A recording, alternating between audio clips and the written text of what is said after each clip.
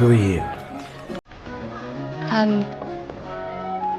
Anne Boleyn. While they danced, Henry kept drifting closer, half deliberate, half instinct. His desire was unmistakable. Anne felt it, but she pushed the game to its limit, always slipping away right when the tension peaked. Watching from the sidelines, Thomas wore a cunning smile. He was extremely pleased with his eldest daughter's performance. Soon after, he quietly rewarded the person who had arranged for Anne to stand in the center of the ballroom. When the masquerade ended, Thomas was summoned by the king and effortlessly granted powers that others could only dream of. The favor was overwhelming. Thomas never imagined such immense power would arrive so suddenly. As he bowed in gratitude and prepared to leave, the king stopped him. I almost forgot.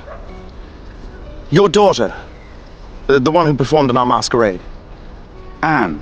Yes. As a matter of fact, she's soon to come to court as a lady-in-waiting to Her Majesty.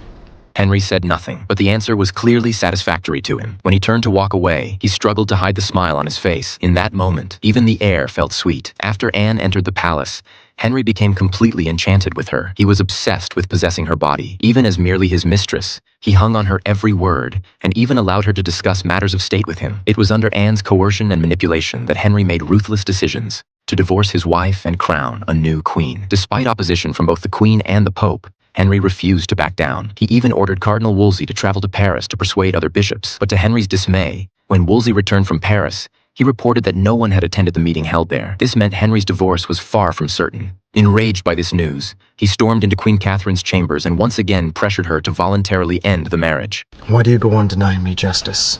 You're so heartless. So full of hatred. Hearing her husband raise the matter of divorce again, Catherine tried to beseech him. I do love you. I have never ceased to love you, you know that. I don't know it.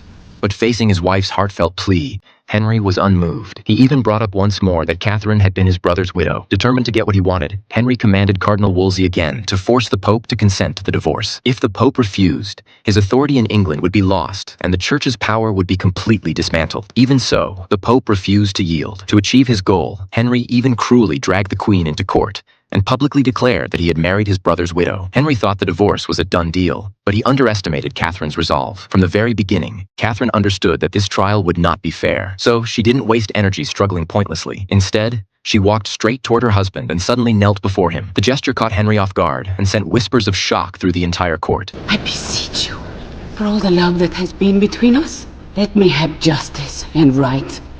I call God and all the world to witness that I have been to you a true, humble, and obedient wife, ever comfortable to your will and pleasure. But when you had me at first,